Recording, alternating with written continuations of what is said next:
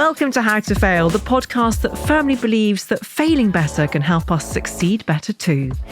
Before we get to my wonderful guest, just a reminder about my subscriber podcast, Failing with Friends, where my guest and I answer your questions and offer advice on some of your failures too. Here's a bit of Dame Harriet to pique your interest. Probably the best way to conduct yourself at the party is to ask other people about themselves. And then they sort of don't notice you because they're too busy talking about themselves. That's one way of doing it. Or they'll find you incredibly charming. Yeah, they'll love you. Yes. Do send your failures in to get advice from one of my esteemed guests. Follow the link in the podcast notes or look out for my call-outs once a month on Instagram for quick-fire questions. Thank you so much. When Harriet Walter was a young woman, she was so curious about other people that she once trailed someone in the street, followed them into their house, and got trapped in the cupboard under the stairs. Her insatiable interest in others is arguably what makes her one of our finest actors. She's the recipient of a clutch of awards, including an Olivier and 5 Emmys, as well as a damehood. Determined to act from a young age, it was perhaps in her blood, her uncle was the horror star Christopher Lee, she turned down a place at Oxford in favour of drama school. She began her career at the Royal Shakespeare Company. On stage, she has embodied everyone from Prospero to Elizabeth I. On screen, she has acted in films including Sense and Sensibility, Atonement, and The Last Duel. And most of the Anglo-American Emmy-worthy TV sensations of the past decade have included a stellar turn from her. You've probably seen Dame Harriet in Killing Eve, or Ted Lasso, or The Crown, or as the emotionally dysfunctional matriarch Lady Caroline in Succession. She is also an author, and in her latest book, She Speaks, Dame Harriet cleverly imagines what Shakespeare's female characters might have said had they been given half the chance. In Dame Harriet's hands, Ophelia does not actually drown but escapes to a nunnery, and Lady Macbeth rhymes dagger with nagger. Now in her 70s, Dame Harriet says, "I wish I'd had when young the fuck-it-all confidence I have now. The paradox is that you get more confident at the point where the parts have run out." Dame Harriet, not in your case. Well, I'm still crossing my fingers. It can all peter out anytime soon. But welcome to How to Fail, first of all. Thank you. What a wonderful introduction. I didn't know I'd done so much. I love that story about you ending up under a strange stairs. This guy was loading his car. They were going away the weekend. And I snuck into the house and then sort of had to hide under the stairs. And it was a totally useless exercise because, of course, because they were loading the car, they were going away. So I wasn't going to be able to eavesdrop on a conversation or anything.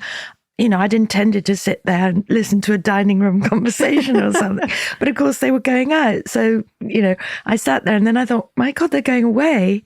They'll lock the door and I'll be here for life. So I had to find a way of sneaking out again. Which I managed, you know, but I sort of thought about it 3 minutes afterwards and collapsed in giggles at what I'd just done and how useless it was. But you're right, it was to do with being curious about other people. And I had this combination of nosiness and curiosity about what other people were like and what made them tick, alongside such ridiculous shyness that I could never have asked anybody, you know, what makes them tick. So the only way I could sort of find out about other people was by getting into their skin and, you know, imagining I was them, which is very inadequate because you really only ever interpret people through your own filter. You don't really find out what they're really like. And that's the frustration of acting. I can try and figure out what it was like to be Lady Macbeth, but ultimately it'll be Harriet Walter's Lady Macbeth. You know? So anyway. Well, that is a seamless link into what drove you to write She Speaks, this desire to give voice to the things that have been silent or are incapable of being communicated in some way. And I mean, you cite this extraordinary fact that when Shakespeare's characters are put in order of the number of lines they're given, only 15 women's parts fall into the top 100. Yep. And Lady Macbeth comes in at 138. I know. But she has huge impact. And people project onto her and have done for centuries. You know, people talk about someone being the Lady Macbeth, you know, the power behind the throne, the evil women that sort of make men do things they wouldn't otherwise do. And it's almost impossible to dent that kind of story that people have written. And so that was partly what I set out to do. I thought, gosh, now I can act all these parts. I can express myself through all these other people. I can find out what these other people are like. And the job of acting is that you do spend an awful lot of time preparing, thinking, imagining, writing notes about them, analysing them, answering questions in interviews about them. And you've worked out this elaborate backstory and this elaborate sort of psychological pathway. And yet 9 times out of 10, you don't have the stage space or the screen space to express it. So out of habit, one has been building up these pictures inside oneself that haven't really had a proper outlet.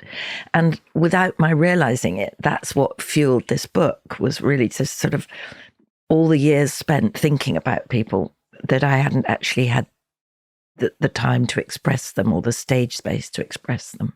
Which of Shakespeare's women did you find most frustrating in that respect to perform? I suppose Lady Macbeth is one that, you know, I feel a through line, and I've worked out a through line. And no matter how much, it's not that I apologise for her, but I explain her inside myself, and still people project the same old thing onto her.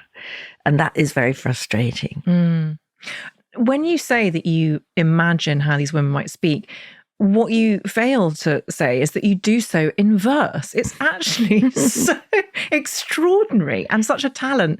And we were chatting before we started recording about how a lot of that came quite naturally because you're so accustomed to Shakespearean rhythms. It's quite a strange thing because I suppose so many lines come into your head. And I'm not very good at remembering lines. I'm rather awful about, I mean, I'm fine when I have to do the job, but I forget them and scrub the tape as soon as I've done it. Whereas I know people who can quote huge chunks of Shakespeare, and I can't really. But I know that the rhythm of a thought or something that is very moving, it's almost like a piece of music that's a phrase, and that it sort of stays in your skin, it stays in your mind like a piece of music. So my subconscious was always throwing up these phrases that were in Shakespearean rhythm, because that's how I had thought and spoken those characters. And so I didn't set out to say, oh, no, I'm going to write verses. It sort of came that way. Now, I don't want to sound mystifying, but it basically came from the fact that I'd thought in those rhythms and felt in those rhythms as those characters, and therefore that's how they express themselves to me. Do you have bad dreams where you forget your lines on stage? Yes. Okay, because I do, and I'm not an actress. So I can't imagine how much more terrifying that is if you do act. Yeah, it's more that you know you've got to go on in an hour in some play you did 12, 13 years ago, and you can't remember it, and you know you can't remember it, and you're not given any time to practice. All you need is to look at the book and go over it in a quiet room. But what happens is you can't find the book, nobody's giving you any peace, and all the time you're going, I know I've got to go on in an hour in this play that I haven't had time to look at. So it's more that, really. Something getting in the way. Yeah. And if you want to be Freudian about it, there is that sort of people-pleasing aspect that, you know, if somebody comes up, you know, not asserting myself and saying, I need a room with the book, please leave me alone. Yes. And I never do that in the dream. I just get drifted along into these other situations where I'm sort of smiling and yakking and being sociable when I actually should be sitting in a room on my own, studying. And that is the story of my life. That's very interesting, because I read somewhere that I think it was your grandfather who said, well, Harriet's mad to want to act. Yeah. Even though your uncle obviously made a great success of it. Yes, they were on different sides of the family. And so that was significant, I think. I think my father's father thought that my mother's family was sort of histrionic Italians. I mean, we did have Italian blood, and we did have a line of sort of, you know, other performers in the family, and I think he sort of regarded them as sort of unreliably foreign. But yeah, one of my regrets is that I didn't get to know. Now we have, partly because it's the profession I'm in, but partly it's the way things are now. There's much less of a barrier between old and young. And you can have very good friendships with people who would be your grandchild. I was born into a time when there were rigid structures about age, and I would never have asked my grandfather anything personal or, or revealed anything personal about myself. So he knew me very little. He hardly knew me. But he did know my school reports, and I'd sort of been quite academic, and he thought I should do something academic. And that by its nature, the acting profession was totally unacademic. And what I've lived to find is that the two sides of me can come together, and more, I've been, my brain has been researching, analysing, doing whatever I'd have done at university in order to do my job well. Before we get on to your failures, I want to ask you about intimidating women because you are so profoundly brilliant at playing intimidating women on screen. And yet you said earlier that you had this crippling shyness. And someone like Caroline in Succession, who has that emotional cauterization, and yet you're able to, because of your acting, so to see, and the writing, see through to some sort of vulnerable core of her. I imagine it's a fascinating process to play, but tell me why those sorts of women appeal to you. It's funny. I don't think it's not that I proactively go out looking for those parts. It's that they come my way because, like it or not, in the acting profession, you are cast according to how you appear. And by fault of biology, nature, whatever. Gift of biology. I look probably much more intimidating than I am. And therefore, people think, oh, she can play that. And I can, because I would say, not because I am like that, but because I've observed people like that, if you see what I mean. And I've got this feeling that, this sort of thing I've had since a child of looking across the tube train and going, I wonder what they're thinking. I wonder what their day's like. And if that person then catches your eye and you sort of feel, gosh, I've been looking into your soul and I shouldn't have been doing that, you feel this sort of terror on the receiving end. And I think there were teachers at school or friends of my mother or people that came into my sphere who behaved like Lady Caroline to me, and I was intimidated by them. So I observed, sort of like cat and mouse. The mouse gets very familiar with how the cat behaves. Yes. So it's not so much that I'm frightening as that I know what it's like to be frightened and what it is that frightens me about those people. And I became very good at reproducing that, and then having to find out because that's what I like to do, getting inside that person and seeing why are they like that. And in every case, it's a different story. And that's what I get slightly frustrated, that they get lumped together when actually they're all very different. But they're lumped together because they all look like me. Yes. And what can I do about that except change my wig, and change my accent slightly, or I hope change my demeanor. But some people will just lump them together, which is the frustration, is you're trying to break stereotypes and some people resolutely maintain their hold on those stereotypes. Before I get into the meat of this interview, which is the failures, please indulge me and talk to me about Succession, if you're not sick of it. Did you know when you were acting in Succession that it was going to be what it was going to be? Did you feel that you were in the presence of something special? I suppose I did. I mean, I didn't know it would be that special, because to get your head above the parapet when there's so much out there now, so many, reams of stuff out there, to get any show up above that parapet is extraordinary. And I don't even think the writers involved have full understanding of why that, of all shows, should have risen above so many others. But I saw the pilot I had that advantage. They sent me the pilot. They'd shot one episode and they said, do you want to be part of this? Well, forget it. Of course I did. It was already sharp, witty, extraordinarily well acted, just a sphere of life that I had no idea about. But at the same time, as it grew, you became more involved in the people and you started to actually find you were pitying some of them or, rooting for some of them. And you thought, and that is something to do with its power. And so suddenly being parachuted into this family that was ready-made, and I was part of what had made them the way they were, was sort of rather, intimidating, but at the same time, exhilarating. It was exciting. And although I knew I was surrounded by great actors with a brilliant script, I thought it would be good, but I didn't know it would be sort of above good. Yes. As a viewer, who's your favourite Roy? Roman, I still think of as my baby. Oh. Although, in fact, I got that wrong. I think Shiv is the youngest. So I should know, shouldn't I? But it's rather characteristic of Caroline that she doesn't even know which is the child she had last. But I think of him as my baby because you can't really mother Shiv. No. She's very hard to mother. And just physically, she's so unlike me that I imagine she's very much her daddy's girl.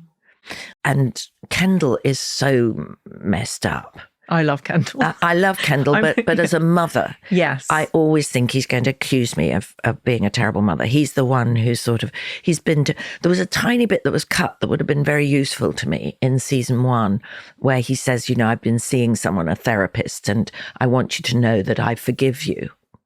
And in an improv, which Jesse said he wanted to keep in, I said, have you forgiven your father?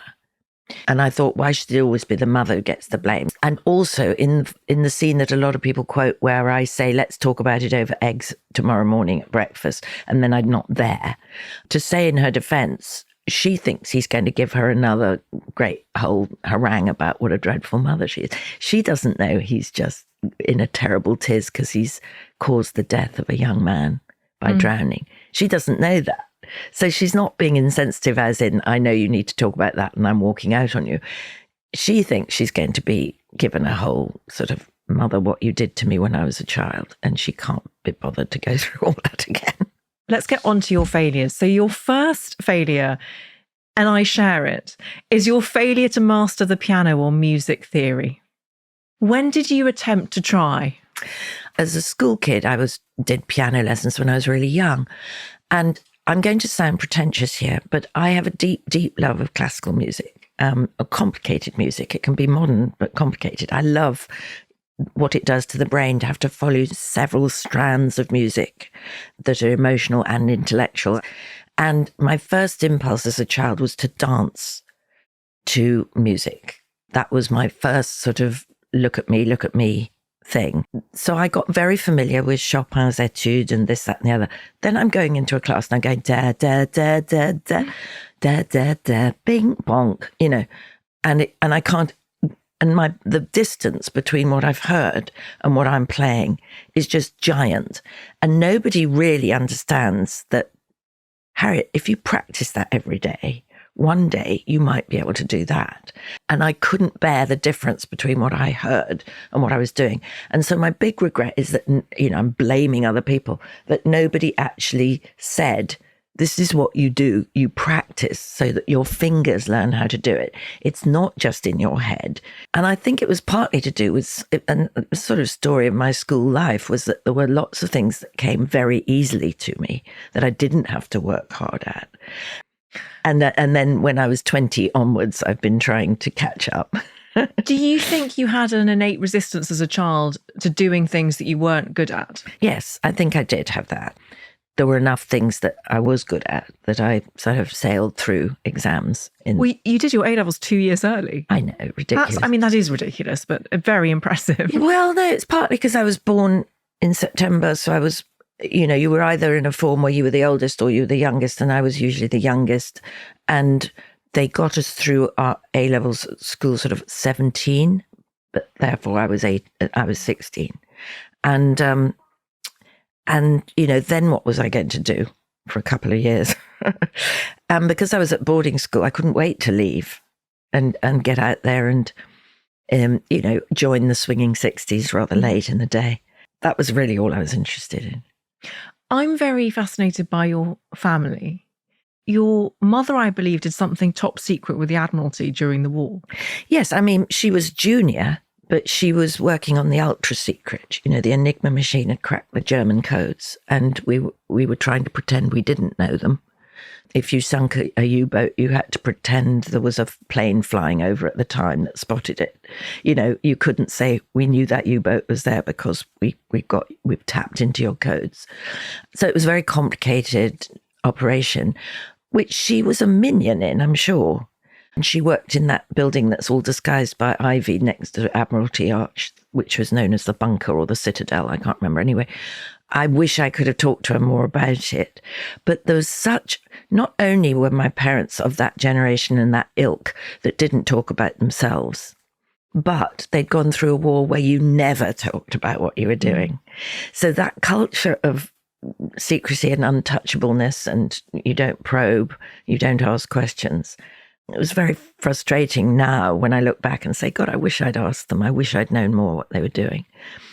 But she was vaguely connected to Ian Fleming and Peter Fleming, who was Celia Johnson's husband, and Ian Fleming's brother was high up in that department of Admiralty. Celia Johnson, the actor? Yes. Yeah, right. So, and Ian Fleming was connected to my mother by steps. I mean, my mother's stepfather was Ian Fleming's mother's brother. Got it. Okay. So they were cousins by step cousins.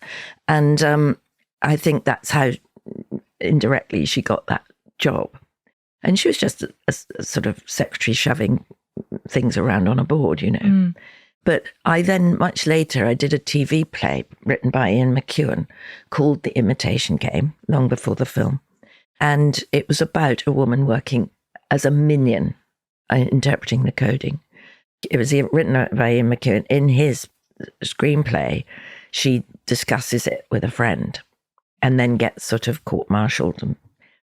And of course, I asked my mother, I said, was this sort of what you were doing, and she said, you would never, ever, ever have talked to your best friend about it. Numero uno, that is unbelievable. It wouldn't have happened.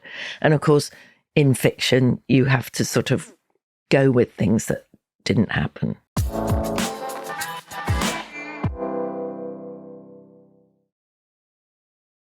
This idea of secrecy and that feeding into a certain emotional remove makes me think of your parents splitting up, which they did when you were quite young. Yeah. I was 12 going on 13 or 13 going on 14, that sort of age. I wondered if it was ever spoken of. You did not ask. And I remember sort of saying to my mother, why did Daddy leave? And she said, darling, you'd better ask him. So I wrote him a letter saying, why did you leave? I think actually I did find it amongst his things. Years later, he'd actually kept it. And he wrote back to me a very sweet but totally unenlightening letter. And I almost think he didn't know why he'd done it. That generation had almost a sort of taboo about self-analysis, looking into themselves, asking questions about this. The very opposite of how we are now. They would hate this podcast. Absolutely. They would hate this podcast. They would spin in their graves. And he came back with sort of a few platitudes about, I still love her, but we can't live together kind of thing. I wondered whether it was a sort of midlife crisis on his part. He was 53 or something when he left. So that sort of rings a bell. And he always had lots of girlfriends. Not during the marriage, I don't think, but before and after. Do you think that part of your desire to get under the skin of other people is because you want to get to a truth that you weren't allowed to ask about. Exactly that. As I said, it's sort of a mixture of curiosity and shyness. So you leave school, you have this place at Oxford, which you turn down, and then you apply for drama college and you get rejected 5 times, which must be another salutary experience in not having been good at something. I mean, that you turn out being fantastic at, but that must have been difficult. That does fascinate me. I got into Oxford to do modern languages and I just passed my 17th birthday. I mean, and I had to wait to go. And it wasn't my desire to go to university. It had come down from my grandfather, who was actually, I now see, I learn now, a champion of women's education. My father was not pushy, was very laid back and said, oh, well, if you don't want to go, never mind. And somehow I was able to say no to something I knew I could do and say, I've got to pursue this thing that after the decision about not going to Oxford, I then tried to get into drama school. So it wasn't like I got into drama school already and therefore turned down Oxford. And I found a diary. This sounds so self-indulgent, but I wrote a diary the year that I was trying out for these drama schools. And I found this entry saying, 4 names were called out. Mine was not among them. Went home with the other losers, but I know I'll get there in the end. And I don't remember thinking it, and I cannot think where I got that thought from. Gosh. How influenced were you by your uncle, Christopher Lee? Sort of not very. I mean, he was in this very glamorous film world, and I was going into fringe theatre. So our lives didn't cross over until much later.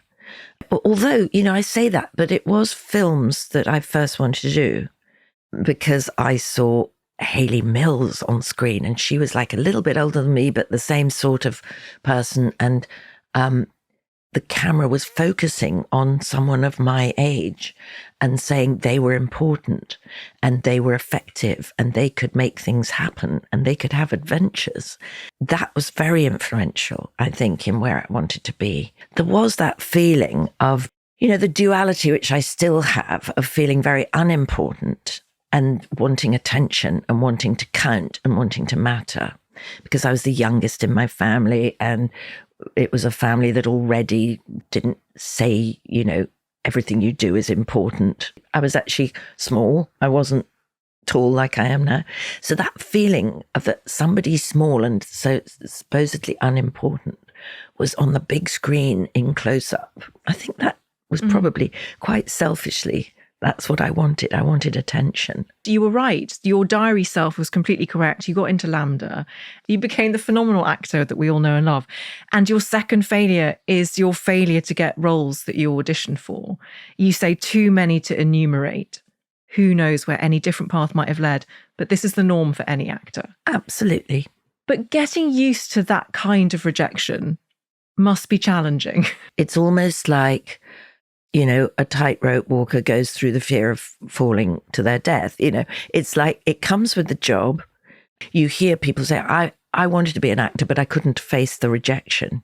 And you go, oh, there are some people who really can't deal with that. Well, you sort of have to.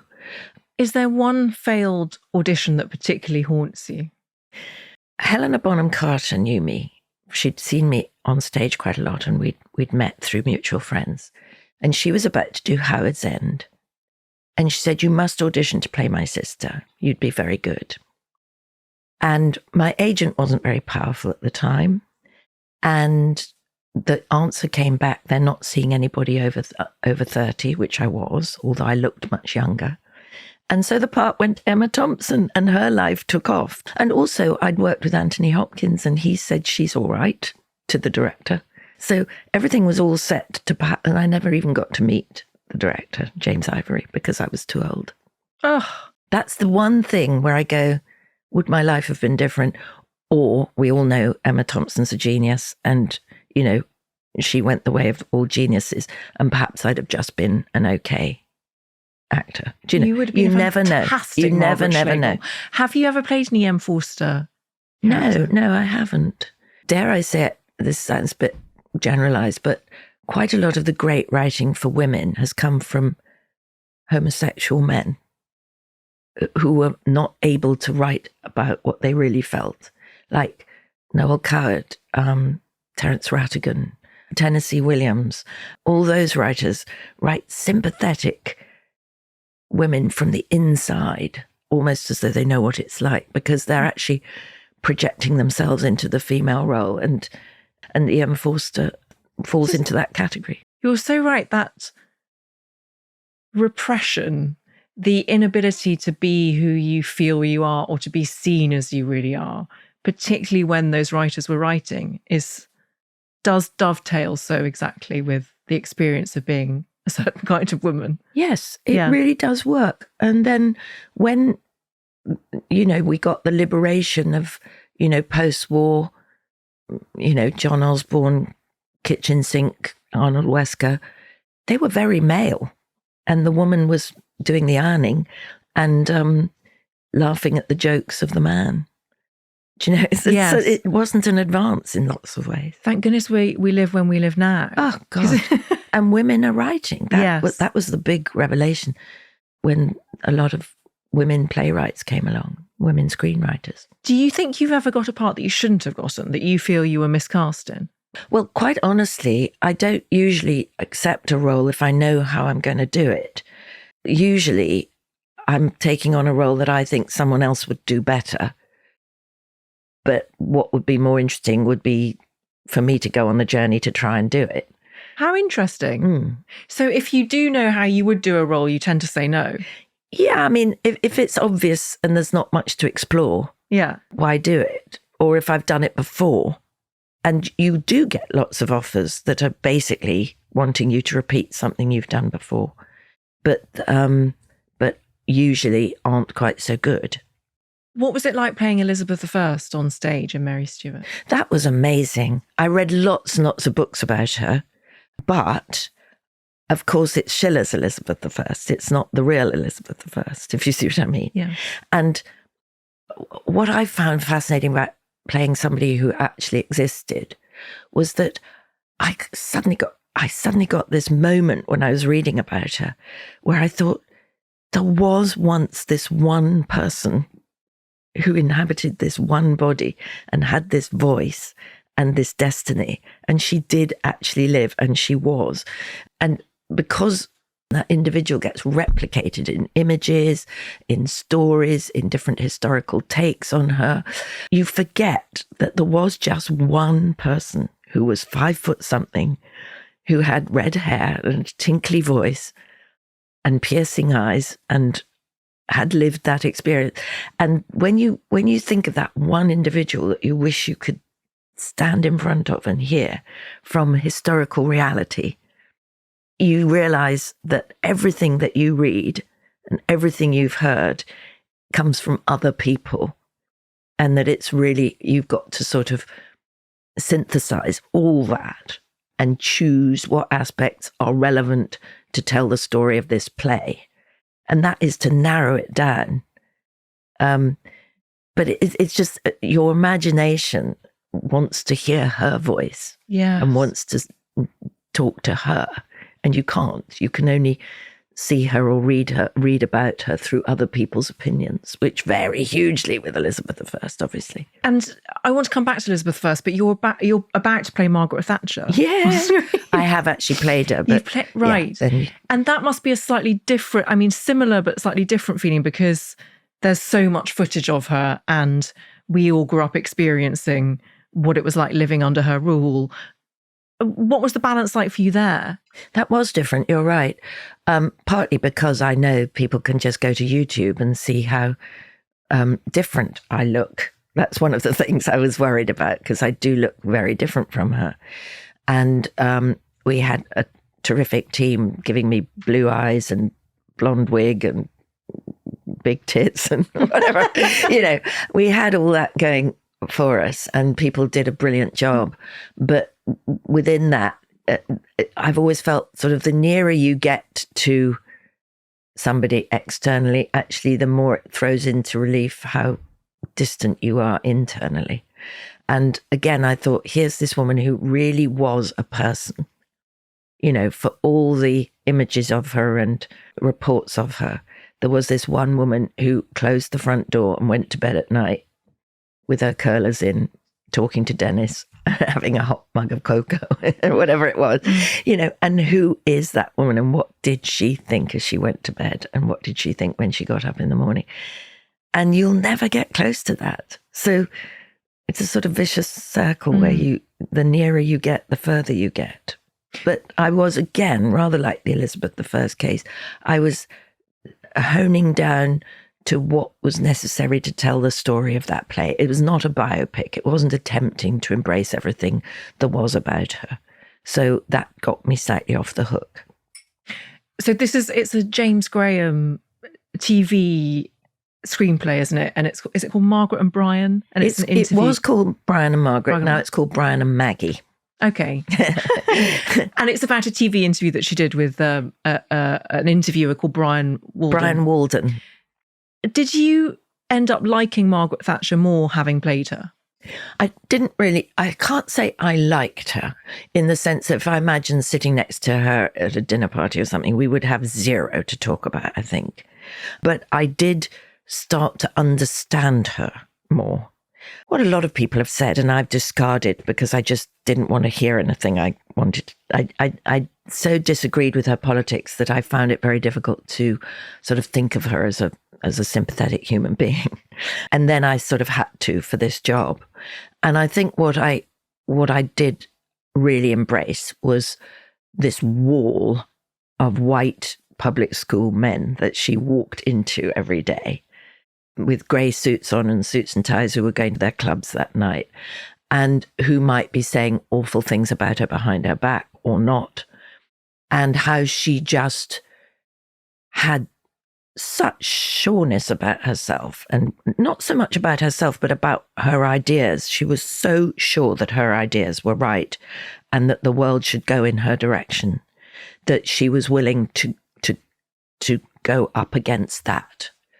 And I just thought of her as a woman amongst men. And that gave me great empathy and admiration that I had heard other people say. But I'd gone, yes, she's a woman, but she's not really a woman. She doesn't represent us. She's not like a woman. She didn't help women. She didn't help women to come up the ladder. She didn't really like women. That was my image of her. And then I watched various bits of YouTube that showed a little bit of a different, softer side of her. But basically, she was an economist and a practical woman. She was not, as far as I know, interested in the arts very much. She would have thought of me as a wet. She would also have hated this podcast, probably. She would have hated this podcast. Before we get on to your third failure, that phrase, a woman amongst men, brings me back to Elizabeth I and the fact that you met your husband whilst playing her. Yeah, he was one of the grey-suited men. And I wonder if I could ask you, he is your second husband, and I want to approach this with sensitivity, and you don't have to talk about it. But I know you lost your first husband to cancer, and I wonder if I could ask you about that, about how you feel that terrible loss has informed you and what you think about love. Well, first of all, I have to just correct that we weren't officially married, but I'm glad to call him my husband because we were going to get married. And it's always so difficult to explain to anyone that you've lost your partner or you've lost your lover. It doesn't sound as cataclysmic as losing your husband, but it was losing my husband. I was losing my life partner of 8 years. And it reverberates all the time. I mean, I think about him nearly every day, and my current husband is super sympathetic and good about that. I don't have to apologize for that. And I don't make comparisons, and I love my husband and I love my life with him now, and he's very secure of that. But I suppose there's a part of me that doesn't want the first one to vanish, because basically all we are is hot air. And when we stop breathing that hot air, what are we? You know, that's what I that's what I find confrontational about everything. You know, the performances I've done on stage have vanished into air, into thin air, as Prospero says. You know, our lives have vanished into air when we die. And I've just got this fight to keep him alive in my head, because he wasn't super famous. He was very private. He didn't have millions of friends. It's not like, you know, Maggie Smith dies and everybody has a story about her or a treasured memory about her. I have to keep him alive somewhere. So I sort of resolutely think about him. Do you know what I mean? Beautiful. But he's not a threat to my current marriage at all. But I do think, God, I'm now older than he was when he died. His name was Peter. Peter Blythe. And he was a lovely actor and a lovely man, but he had a family. It wasn't easy to get married because he was still officially married, etc., etc. But I think his daughter and his grandchildren considered me, you know, to be married. And so he was my family. I'm so sorry, Harriet. Well, yeah, it was dreadful when it happened. And I think I got through it through friends. And that's proved me. And when I got married now to my current husband, Guy, who I've been with longer than anyone now, almost twice as long as I was with Peter, I still cultivate and keep up my friendships in a way that he doesn't really understand. Well, he does understand, but they helped me get through that time when I didn't have anyone. Yes. And so I'm not going to dump them now. You know, I don't want to dump them. I love the variety of friends I've got.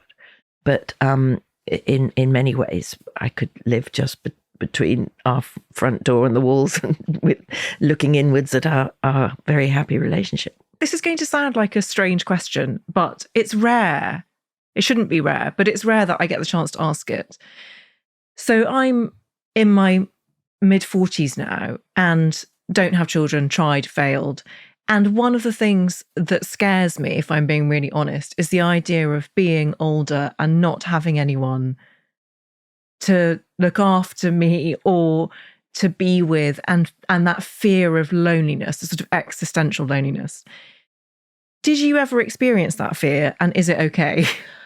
I absolutely have experienced that fear, and I call it the L word.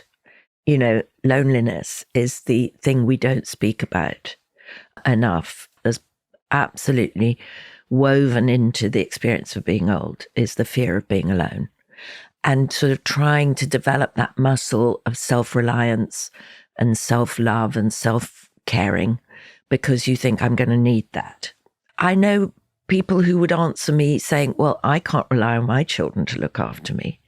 You know, and I know children who have abandoned their parents and not looked after them. And I know people who would rather be looked after by people, you know, whose job it is to look after old people than put their loved ones through that task.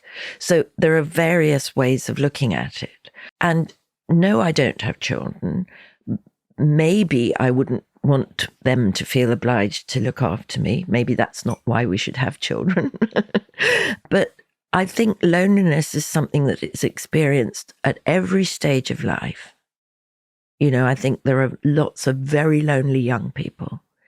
And I also know there are some very lonely old people. And it's very hard to, you know, sometimes you just want to go up to an old lady in the street and talk to them. And I'm not brave enough to do that, or to give someone a hug without them being offended, or say, you know, call me anytime to someone, which I do say that. I say, call me anytime, midnight or whatever, you know, if you need to talk to my friends.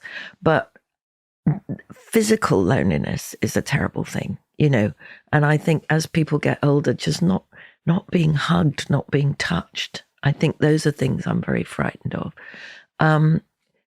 What can you do to prepare yourself for that? Very little. Grab hold of the wonder of having it now, having companionship now, and try and cultivate some kind of self-reliance, which is harder to, you know, if you're physically disabled in any way, that's much harder, obviously. But emotionally, try and be your own best friend, your own companion. Talk to yourself. Don't we all talk to ourselves when we're alone? Yeah. That's my best friend. Me and I are very good friends. And somehow to cultivate that without feeling this awful sense that, I think one of the reasons we don't talk about the L word is because there is a sense of failure. There is a sense of, I'm on my own and I'm lonely because nobody likes me and nobody wants to be with me and I've done something wrong and I'm uncool and I'm needy and I'm, someone's going to see through to that neediness and be repelled by it. So I'm going to put up this front that I'm absolutely fine when I'm not. And actually, we're all moving around pretending to be absolutely fine when we're not. So let's drop the mask occasionally, Yes.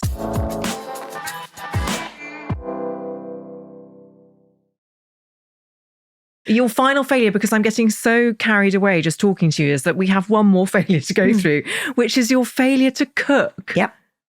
Miriam Margolyes had the same one. Really? Yes. Really? Yeah. I've got this mad relationship with food, which everybody, lots of people have. And I got mildly anorexic for 6 years when I was in my 20s. And I've had friends whose daughters are going through it and they want me to help. I cannot really get to the root of that. But one of the remnants is that I don't like being in a kitchen around food.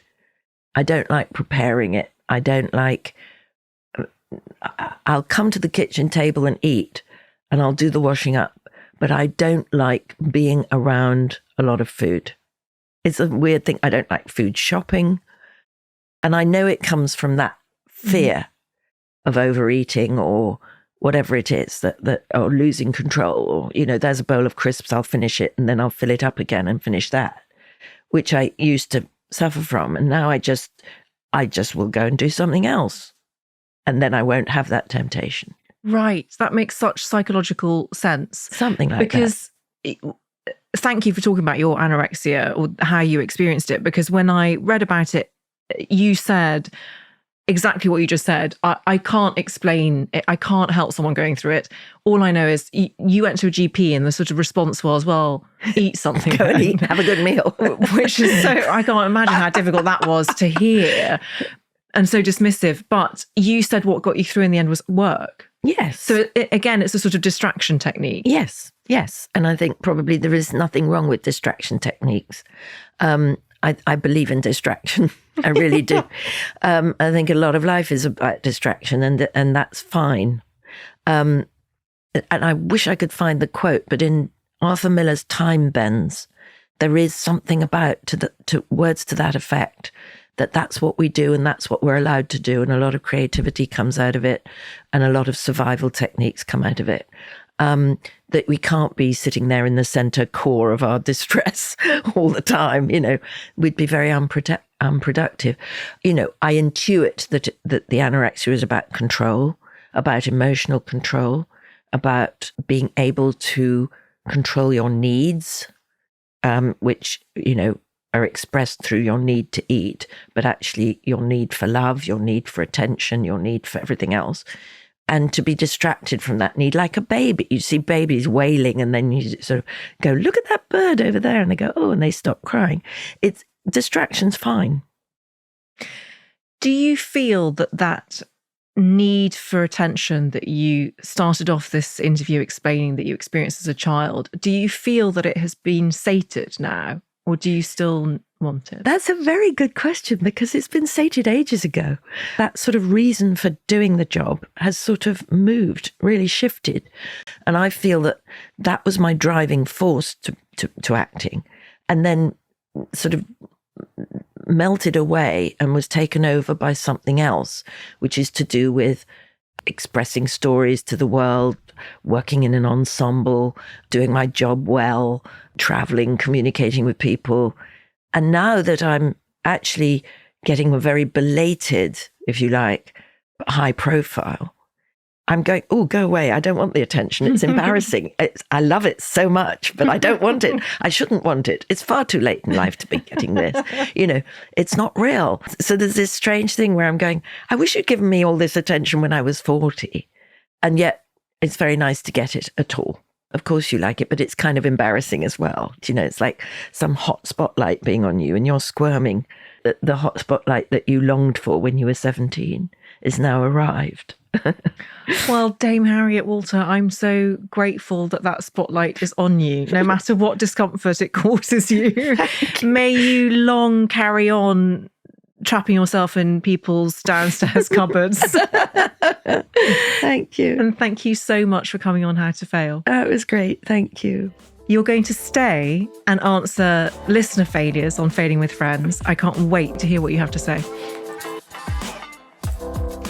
We heartily recommend you follow us to get new episodes as they land on Apple Podcasts, Spotify, Amazon Music, or wherever you get your podcasts. Please do tell all of your friends. This is an Elizabeth Day and Sony Music Entertainment original podcast. Thank you so much for listening.